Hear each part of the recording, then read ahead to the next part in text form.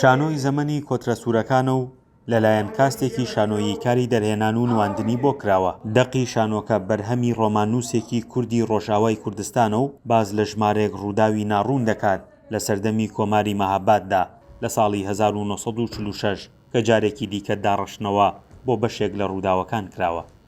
ئەم شانۆیمان لە ڕۆمانی مژاباتی جاندۆ زۆر گرتووە. یەکێکە لە ڕۆمانوسە بەناوەکانی کوردستان کە خۆی خەڵکی ڕۆژاوایە نووسەرم ڕۆمانی نووسیوە. چیرۆکی ڕۆمانەکە باسی تەموو مژمەکە لە مەهاباد واتە ئەو سەردەمەی کۆماری مەهاباد 1946 ئەو 11 مانگەی کۆمار وەکو چیرۆک بۆمان باسەکان لە ڕێگەی ڕۆمانێکەوە. بۆی من لەوەی جاندۆ زۆرم گرتووە، بەڵام ئیتر ئامادەکاریم بۆ کردو دۆدارشم بۆ کرد دووبارە و کردوەوە بە دەقیشی شانۆیی اینجا بۆ نمایشێکی شانۆیی.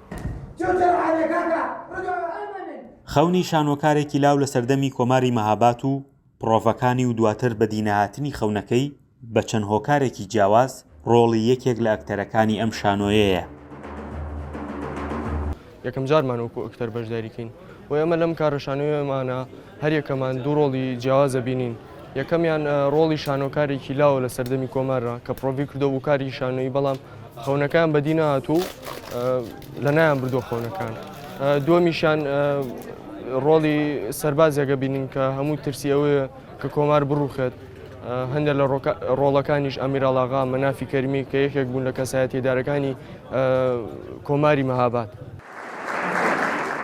لەم شانۆیەدا دەرهێنەر کاری لەسەر ژمارەیەک ئەکتەری لاو کردووە کە حەزیان بۆ شانۆ هەیە و دەیانەوێت ببنە گروپێکی شانۆیی.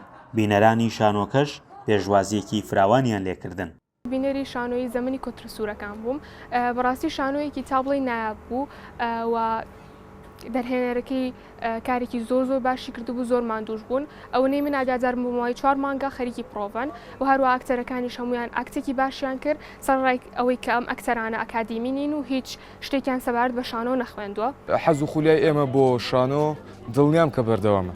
وەکو گەنجی شاری هەڵەبجە ئەو گروپە جوانەکە دروستمان کردووە، دڵنیام کە حەز و خولیای ئێمە بۆ شانۆ بەردەوامە.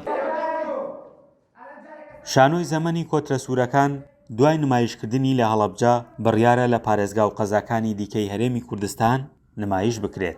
فەرحان هەورامانی، دەنگی ئەمریکا، هەڵەبجە.